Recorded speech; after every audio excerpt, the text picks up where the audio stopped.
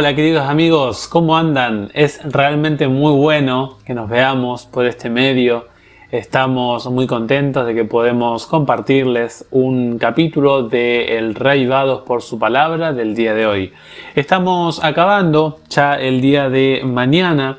Estaremos acabando el libro de Génesis. Estamos cerrando este ciclo de los orígenes de la vida humana, del proyecto de Dios, del primer pacto con Abraham, luego se extendió hacia Isaac y luego a Jacob, y finalmente Jacob, a una mirada futura, va a describir el futuro de cada tribu con sus respectivas características. Vamos a orar y vamos a iniciar. Querido Señor Jesús, que estás en el cielo, te damos gracias por escucharnos en este preciso instante. Gracias porque podemos contar con tu bendición, con tu compañía, y qué lindo es, oh Dios, abrir tu palabra para poder ser instruida por medio de ella, y queremos rogarte que nos des la humildad para aprender de la misma, para estudiarla y poder sacar conclusiones certeras. Bendice a mis hermanos, a mis amigos que me están escuchando del otro lado, que este estudio sea de crecimiento tanto para mí como para ellos, Señor. Oramos en el nombre de Jesús. Amén. Tenemos en este capítulo de Génesis, capítulo 49, la descripción de lo que hace Jacob en una mirada futura con respecto a al camino que va a tomar cada tribu. Y está hablando en primera instancia a cada representante de la tribu, pero finalmente le habla a todos sus descendientes. Notemos los versículos 1 y 2. Dice: llamó Jacob a sus hijos y dijo: acérquense y les declararé lo que ha de acontecer en los días venideros. Acercaos y oíd, hijos de Jacob, escuchad a vuestro padre Israel. Primera lección: actitud de escuchar, actitud de prestar atención, de oír de manera detenida.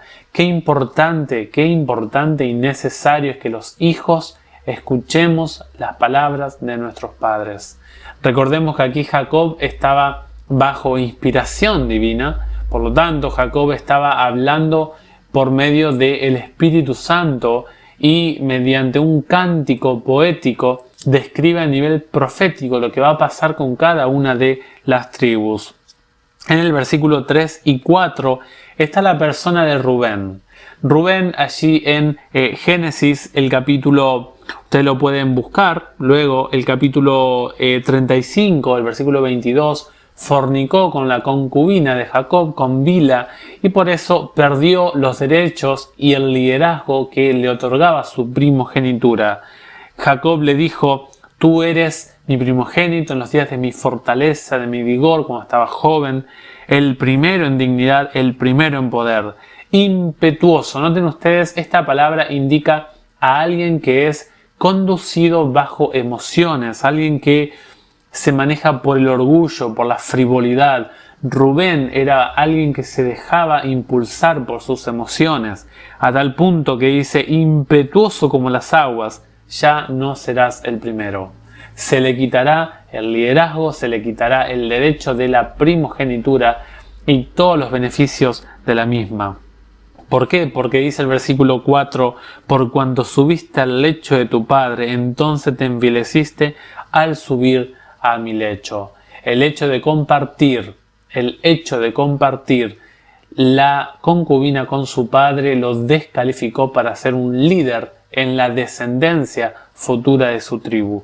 Los descendientes de Rubén, los rubenitas, jamás fueron una tribu de liderazgo. Nunca alcanzaron ese lugar de prioridad en la organización de Israel, y justamente fue por la profecía que le dio su padre.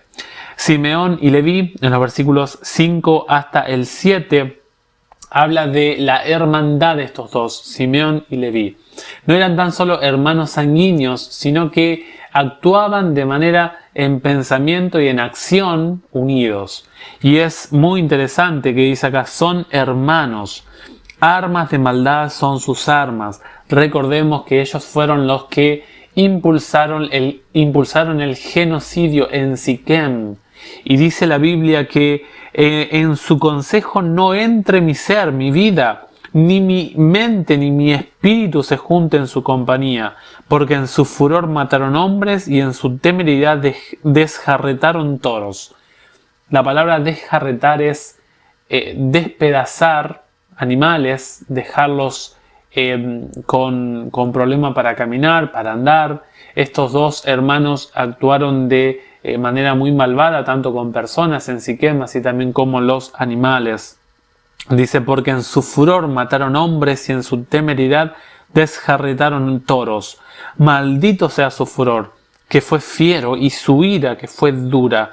Yo los apartaré en Jacob y los esparciré en Israel. Qué peligroso es la ira, el enojo, la furia. Cuidado con estos sentimientos y cuidado con dejarnos conducir por los mismos. Finalmente habla en los versículos allí 8 hasta el versículo 12, un bloque completo para Judá. No podemos hablar de todos los elementos, pero hay uno importante. La semejanza, que de hecho se hace en otras profecías hacia otros hijos de Jacob, la semejanza de animales. Recordemos que estamos en un canto inspirado, poético, que se habla de manera profética, elementos de cómo van a ser los comportamientos de los descendientes de cada uno de los hijos de Jacob. Y a Judá se lo compara como un cachorro de león, que por su ferocidad alcanzó la presa. Y finalmente, como cachorro viejo, nadie se anima a despertarlo. Dice, como león viejo, ¿quién lo despertará? No será quitado el cetro de Judá ni el bastón de mando entre sus pies. Eso es muy importante. El símbolo del cetro es un símbolo de autoridad real. Va a manejar y a dominar como un reinado poderoso Judá. Y finalmente se habla de quién va a ser este rey, el reinado de Silo. Hay muchas ideas dando vueltas de quién es Silo, pero si miramos las traducciones puede ser el dador del descanso, también puede ser el enviado afuera, aquel a quien pertenece el reino, aquel que da el descanso o la paz, la armonía. Obviamente que no se tuvo esta armonía hasta los tiempos de David, y David es un símbolo de Cristo. Por lo tanto, la persona después que vendría de David, el que cumpliría esta promesa sería Jesús. Por eso Dios tuvo especial anhelo de restaurar a Judá luego del cautiverio de la misma. Luego en los versículos 13, allí se habla de Zabulón. Habitará en puertos de mar, será puerto para las naves y llegará hasta Sidón. Descendientes que trabajarán en la parte marítima.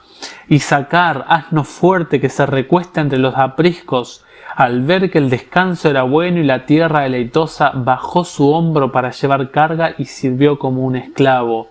Expresiones de fortaleza para Isaacar. Noten ustedes, dice, la tierra deleitosa. Era una tribu amante de lo material, por lo tanto se dedicó a la actividad agrícola, fortaleció la actividad de la agricultura. Dan, el versículo 16 y 17, el versículo 18 es una oración exclamada por Jacob y también para sus hijos. Dan juzgará a su pueblo. Recordemos que Dan es el primogénito de Bila, concubina de Jacob. Es una tribu que iba a ser feroz, que iba a dictaminar justicia, iba a impartir equidad. Y recordemos, por ejemplo, allí viene Sansón, de la tribu de Dan. Será Dan serpiente junto al camino, víbora junto a la senda, que muerde los talones del caballo y hace caer hacia atrás al jinete. Es interesante que es una de las tribus que no aparece en Apocalipsis 7, en el nombre de los descendientes de todas las tribus. El versículo 19, Agad, un ejército lo alzará. Es una tribu valiente, ejército, tiene un carácter bélico, Gad, mas él acometerá al final. El talón, él finalmente dará su ataque. Es una tribu que se destacará por la parte bélica, o sea, una actitud belicosa que tendrá en sus descendientes. Allí pueden buscar textos, ¿sí? Pueden ver primero de Crónicas 5, primero de Crónicas 12, cómo se cumplió en el tiempo esto. Está lindo que ustedes hagan la trayectoria histórica de cada tribu. Hay algunos elementos que cuesta o que la Biblia hace ciertos silencios en el cumplimiento profético de estas tribus, pero la mayoría lo podemos rastrear en la historia bíblica. El versículo 20 habla de Aser, dice: el pan de Aser será sustancioso y él dará deleites al rey. Recordemos que esta tribu de Aser tomó las tierras bajas del Carmelo hasta el territorio de Tiro, ¿sí? Es una tierra sumamente rica la que tomó Aser, y de esta tierra traía Salomón alimentos para su reinado. Allí en 1 Reyes 5 es una tierra muy deliciosa. Neftalí, versículo 21, sierva suelta que da hermosos cervatillos o dichos.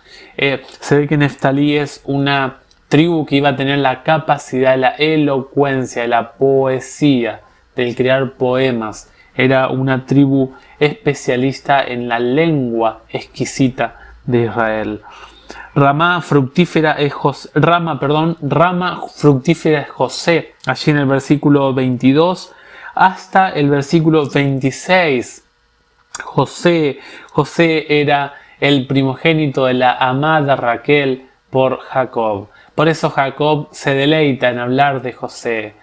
Habla de que José tuvo muchos problemas. Por ejemplo, en el versículo 23, le causaron amargura, le lanzaron flechas, lo aborrecieron los arqueros. Pero él, dice el versículo 24, se mantuvo poderoso. ¿Cómo hizo José para mantenerse?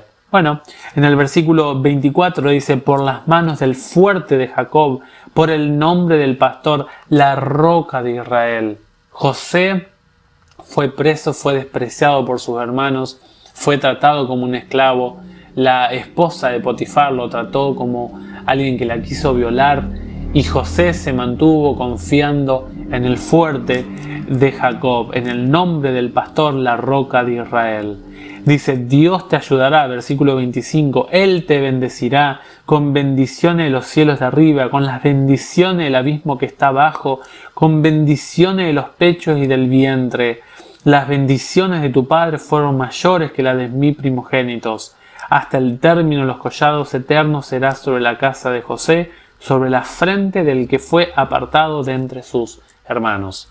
José es uno de los que más, además de Judá, más se dedica a información de alabanza, de exaltación y de promesas de gozo y de éxito futuro. Y finalmente se habla del más pequeño. Benjamín, es lobo arrebatador, es un carácter belicoso también el de Benjamín. Allí tenemos un juez de la tribu de Benjamín que es Adod, allí en Jueces 3. Dice: por la mañana comerá la presa. Pueden leerlo en Jueces 20, 21 y también Jueces 5:4 acerca de esta tribu. Dice: y a la tarde repartirá los despojos. De esta tribu han salido grandes arqueros y grandes honderos muy reconocidos. Allí en Jueces 20 lo pueden leer. Y los versículos finalmente del 28 al 33 es el segundo bloque de este capítulo, y habla del final de Jacob. Finalmente Jacob iba a ir al descanso con 147 años. Jacob terminó e hizo un pedido. Ya le había jurado, le había dado la palabra a José que así iba a ser en la tierra de Macdela, que iba a ser llevado allí con los suyos finalmente. Qué importante este capítulo para tener en cuenta. Cerramos un bloque muy importante y damos inicio a otro que es la etapa ya del Éxodo, y vemos un traspaso de historia desde Génesis hasta el libro de Éxodo. Algunas lecciones muy prácticas de este capítulo.